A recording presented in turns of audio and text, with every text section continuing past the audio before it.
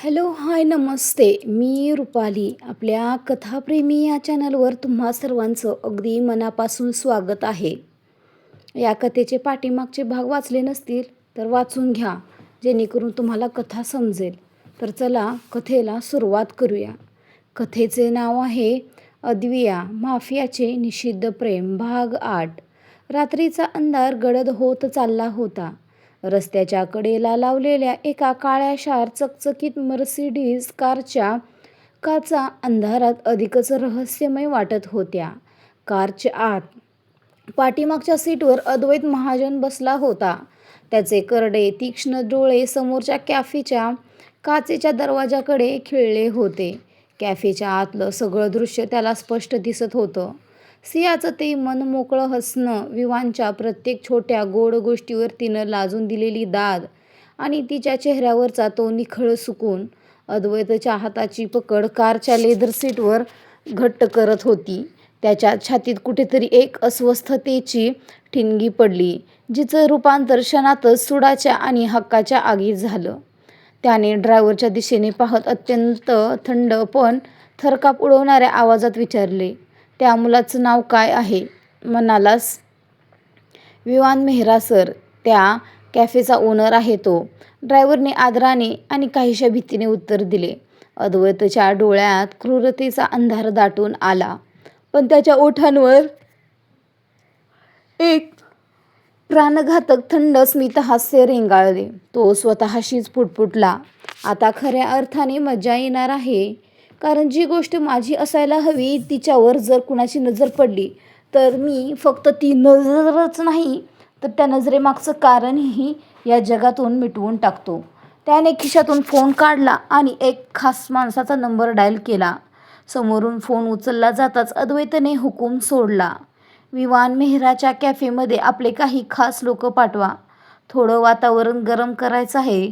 खेळवायला सुरुवात करा. Phone cut करून त्याने लायटरने सिगारेट पेटवली.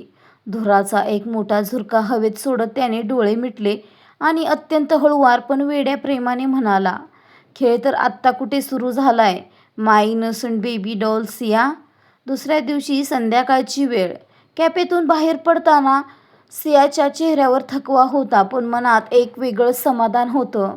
तिला वाटत होतं की तिचं आयुष्य आता हळूहळू पूर्वपदावर येतंय. पण तिला हे कुठे माहीत नव्हते की तिची ही नवीन सुरुवात पुन्हा एकदा त्याच वादळाच्या केंद्रस्थानी आली आहे, ज्या वादळाचं नाव अद्वैत महाजन होतं. यावेळी त्या नजरेतली आग केवळ मिळवण्याची नव्हती तर समोरच्याला उद्ध्वस्त करण्याची होती. कॅफेमध्ये नेहमीप्रमाणे सुखद संगीत वाजत होतं. सिया काउंटरवर उभी राहून ग्राहकांच्या ऑर्डर नोट करत होती. विवान समोरच्या एका टेबलावर काही महत्त्वाच्या क्लायंटशी हसून बोलत होता. सगळं कसं शांत आणि सुरळीत सुरू होतं. तेवढ्यात कॅफेचा दरवाजा जोरात ढकलून 4-5 धिप्पाड अनोळखी माणसं आत आली. दिसायला ते अगदी सामान्य ग्राहकांसारखे कपडे घालून आले होते, पण त्यांच्या डोळ्यातील हिंस्र भावना काही वेगळीच होती. ते एका टेबलाभोवती गोळा झाले आणि विनाकारण मोठ्याने गप्पा मारू लागले. अचानक प्लॅनिंगनुसार एकाने दुसऱ्याला जोरात धक्का दिला. अरे अंधा आहे का रे, दिसत नाही का तुला? एक जण ओरडला. तू कोणाला अंधा बोललास बे? दुसऱ्याने शिवी हासडली. बघता बघता क्षणात परिस्थिती हाताबाहेर गेली. त्यांनी एकमेकांवर खुर्च्या उचलायला सुरुवात केली. टेबलं उचलली, काचेचे ग्लास जमिनीवर पडून फुटू लागले. संपूर्ण कॅफेमध्ये एकच खळबळ उडाली. ग्राहक ओरडत बाहेर पळू लागले. विवान परिस्थिती सांभाळण्यासाठी धावत पुढे गेला. अरे काय चाललं हे? काय वेडेपणा आहे? आधी बाहेर निघा इथून, तो ओरडला. पण त्या गुंडांना तर हेच हवं होतं. विवानने मध्यस्थी करण्याचा प्रयत्न करताच एका गुंडाने विवानच्या पोटात एक जोरदार लाथ मारली.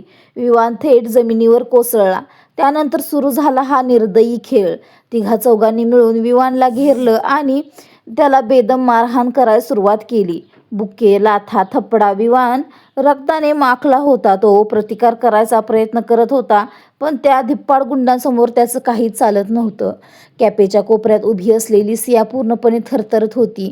तिच्या डोळ्यांसमोर विवान रक्ताच्या थारोळ्यात तडफडत होता. भीतीमुळे तिचे पाय जमिनीला खिळले होते.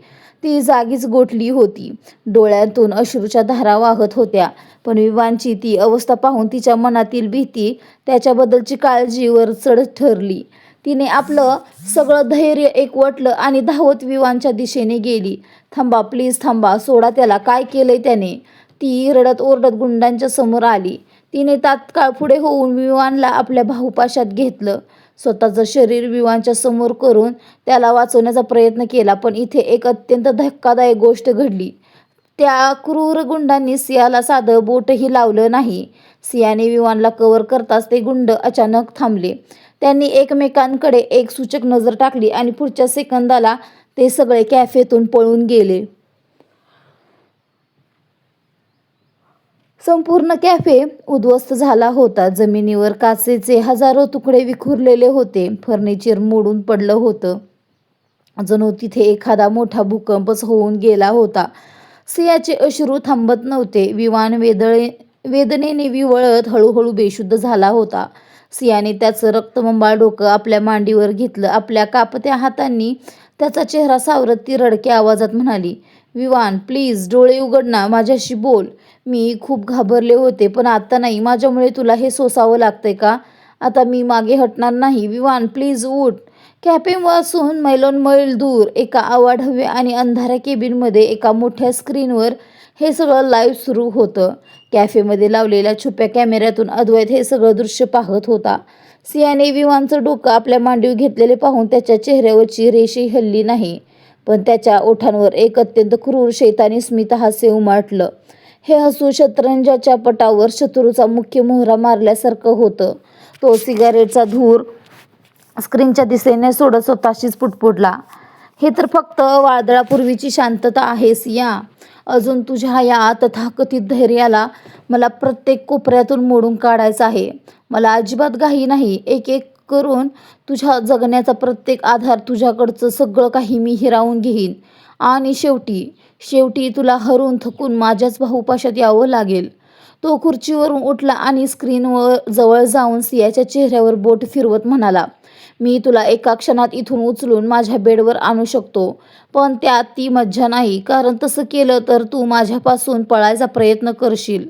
म्हणून तुझ्या पंखातली उडण्याची सगळी आशा चुरडल्याशिवाय मी तुला माझ्या बंधनात घेणार नाही."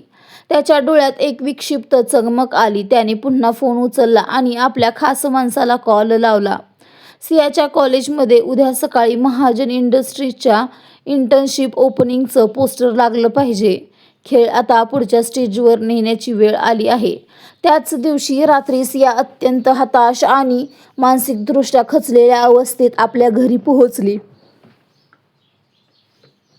विवानला हॉस्पिटलमध्ये ॲडमिट करून त्याची प्रकृती स्थिर असल्याचं डॉक्टरांनी सांगितल्यावर ती घरी आली होती. पण घरात पाऊल टाकताच तिच्या नशिबाने तिची क्रूर थट्टा करायला सुरुवात केली. घरात पाऊल टाकताच तिच्या चाचीने तिला दारातच अडवलं. "आली का महाराणी? चल, काढ पैसे. घरखर्च कोण चालवणार? तुझा बाप? या महिन्यातले पैसे कुठे आहेत?" चाचीने डाफरत विचारले. सिया आधीच खूप थकली होती. तिने रडवेला चेहरा करून म्हटलं, "चाची, माझ्याकडे आता पैसे नाहीत. कॅफेमध्ये आज खूप मोठा राडा झाला. विवान सर हॉस्पिटलमध्ये आहेत. मला काही दिवस वेळ द्या." "पैसे नाहीत म्हणजे काय गं? फुकटचं खायला हवंय का इथे?" चाचीच्या पाशवी राग अनावर झाला. तिने सियाचे केस पकडले आणि तिला भिंतीवर ढकललं. त्यानंतर सुरू झाला शिव्या, राग आणि हाताचे फटके मारण्याचा तोच जुना सिलसिला. चाचीने तिला बेदम मारहाण केली. सियाच्या अंगावर, हातावर निळे काळे वळ उठले होते. ती काहीच करू शकत नव्हती. फक्त स्वतःचा बचाव करण्याचा केविलवाणा प्रयत्न करत होती. ती रडत रडत स्वतःच्या नशिबाला आणि त्या देवाला दोष देत होती. कशीबशी ती तिथून सुटून आपल्या अंधाऱ्या खोलीत आली. तिने दरवाजा आतून बंद केला.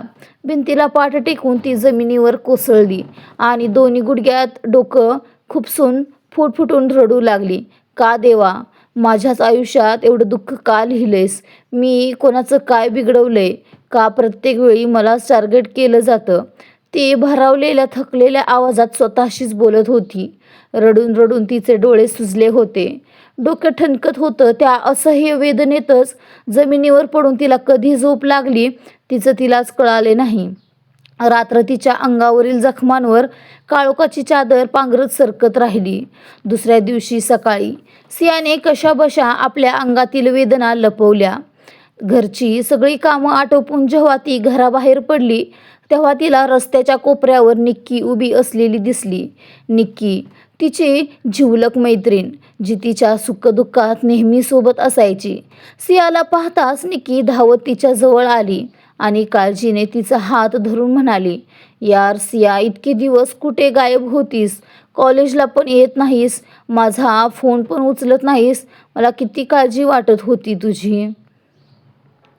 सियाने आपल्या चेहऱ्यावरची उदासी आणि अंगावरचे वळ लपवण्यासाठी कपडे नीट केले आणि एक खोटं हसू आणतच म्हणाली, काही नाही रे निक्की, थोडी बिझी होते. चल आधी कॉलेजला निघूया, उशीर होतोय. वाटेत तुला मी सगळं सांगते. निक्कीनं संशयाने तिच्याकडे पाहिलं, पण मान हलवून ती सियासोबत चालू लागली. रस्त्याने जाताना सियाच्या संयमाचा बांध शेवटी फुटला. तिने चाच्याचं अचानक घरी येणं, पैशाची मागणी, काल कॅफेमध्ये झालेला तो भयंकर राडा, विवांची अवस्था आणि काल रात्री चाचीने केलेली मारहाण सगळं काही निक्कीला सांगून टाकलं. सांगताना तिचे डोळे पुन्हा एकदा पाण्याने भरून आले. डोळ्यातून पाण्याचा पूर वाहिल्यासारखे अश्रू वाहू लागले. सगळं ऐकून निक्कीचा राग मात्र अनावर झाला. तिच्या मुठी घट्ट आवळल्या गेल्या. त्या नराधम लोकांना तर मी, सिया, तू पोलीस कंप्लेंट का नाही करत? आणि त्या कॅफेतले गुंड कोण होते?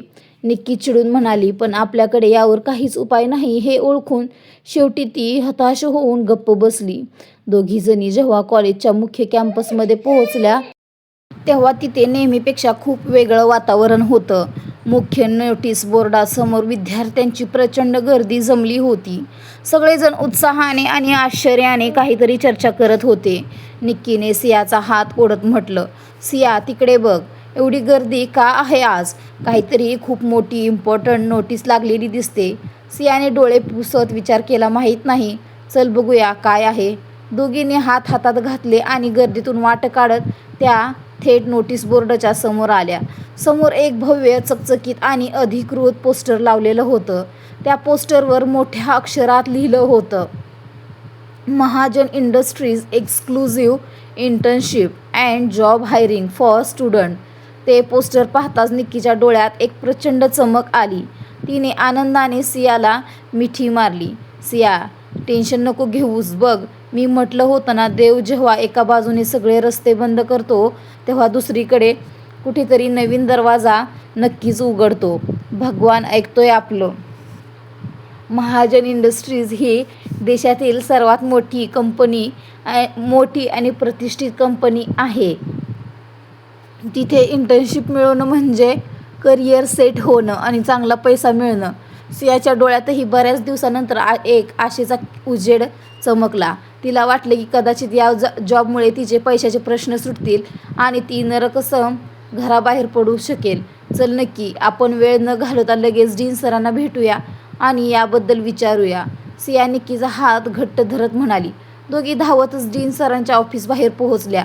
डीन सरांच्या असिस्टंटला अद्वैतच्या माणसांकडून आधीच कडक आणि गुप्त सूचना मिळालेल्या होत्या की सिया नावच्या मुलीला कोणताही अडथळा न येता आत पाठवायचं. असिस्टंटने दोघींना पाहताच एक व्यावसायिक हसू दिलं आणि त्यांच्या हातामध्ये 2 फॉर्म्स टेकवले. दोघांनी अत्यंत काळजीपूर्वक ते फॉर्म भरले आणि त्या डीन सरांच्या केबिनमध्ये गेला. डीन सरांनी त्यांच्या फॉर्म्सवर नजर टाकली आणि हसत म्हणाले, खूप चांगला निर्णय आहे मुलींनो, तुमचा रेकॉर्ड खूप चांगला आहे. पण लक्षात ठेवा, इंटरव्ह्यू उद्याच आहे आणि नीट आणि कसून तयारी करा. कंपनी खूप मोठी आहे, महाजन इंडस्ट्रीज, तिथले नियम खूप कडक असतात. सिया आणि निक्कीच्या चेहऱ्यावर एकाच वेळी आनंद आणि धास्ती पसरली होती. यस सर, आम्ही आमचं बेस्ट देऊ, दोघींनी एकमेकींकडे पाहत आत्मविश्वास जागा करत म्हटलं. तो दिवस संपूर्ण कॉलेजच्या क्लासमध्येच गेला, पण सियाचं मन मात्र लेक्चरमध्ये नव्हतंच. तिचं मन उद्याच्या इंटरव्ह्यूच्या विचारात, कपड्यांच्या तयारीत आणि भविष्याच्या आशेमध्ये अडकलं होतं. सियाच्या मनात थोडी अनामिक भीती नक्कीच होती, पण निक्कीची सोबत तिला एक वेगळंच बळ देत होती. दुसऱ्या दिवशी सकाळी सिया आणि निक्की अत्यंत साधेपणाने पण अत्यंत कॉर्पोरेट आणि आत्मविश्वासाने महाजन इंडस्ट्रीजच्या मुख्यालयासमोर उभ्या राहिल्या. ती 50 मजली भव्य काचेची इमारत पाहून क्षणभर सियाचा श्वास रोखलाच गेला. इतकी मोठी कंपनी, इतकं अथांग साम्राज्य.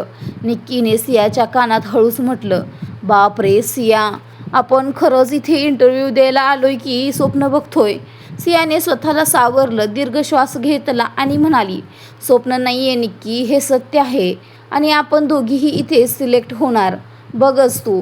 दोघींना इंटरव्ह्यू रूममध्ये नेण्यात आले. तिथे कंपनीच्या वरिष्ठ HR टीमने आणि सिनियर्सनी त्यांचे इंटरव्ह्यू घेतले. अद्वैत महाजनने स्वतःला या सगळ्यातून लांबच ठेवलं होतं. तो स्वतः इंटरव्ह्यू रूममध्ये गेला नाही, कारण त्याला सियासमोर इतक्यात आपला खरा चेहरा आणायचा नव्हता. पण त्याने आपल्या टीमला आधीच अत्यंत स्पष्ट आणि कडक सूचना दिल्या होत्या. सियासोबत कोणताही वैयक्तिक किंवा अवाजवी प्रश्न विचारायचा नाही. तिचा इंटरव्ह्यू फक्त एक औपचारिकता असावा आणि तिला थेट personal secretary, MD's personal secretary म्हणून हायर करायचं. काही तासांच्या प्रदीर्घ प्रतीक्षेनंतर अखेर निकालाची वेळ आली. हॉलमध्ये सर्व उमेदवारांना गोळा करण्यात आलं. HR मॅनेजरने लिस्ट हातात घेतली. सगळ्या उमेदवारांमधून आम्ही 6 जणांची निवड केली आहे. निक्की शर्मा, सिया सिंग, तुमचे अभिनंदन. तुम्ही दोघीही सिलेक्ट झाला आहात. निक्कीने आनंदाने एक छोटीशी किंचाळी फोडली आणि सियाला घट्ट मिठी मारली. मॅनेजर पुढे म्हणाला, निक्की, तुम्हाला मार्केटिंग डिपार्टमेंट मिळालं आहे आणि बाकीच्यांना त्यांच्या संबंधित पोस्टिंगसाठी माझ्यासोबत यावं लागेल. मॅनेजर निक्की आणि इतर 4 जणांना घेऊन दुसऱ्या डिपार्टमेंटच्या दिशेने निघून गेला आणि तिथे त्या अथांग भव्य आणि शांत कॉर्पोरेट लॉबीमध्ये थोडीशी गोंधळलेली, मनात धाकधूक असलेली आणि आता पूर्णपणे एकटी पडलेली सिया उभी राहिली. तिला अजूनही ठाऊक नव्हतं की ज्या मातीच्या घरातून ती बाहेर पडली आहे, तिथून ती थेट एका सोन्याच्या पिंजऱ्यात आणून सोडली गेली आहे, ज्या पिंजऱ्याची चावी आता अद्वैत महाजनच्या हातात होती. Continue reading. कशी वाटते कमेंट करून सांगा. तुमच्या कमेंट्स खूप कमी आहेत. चला भेटू नवीन भागात लवकरच.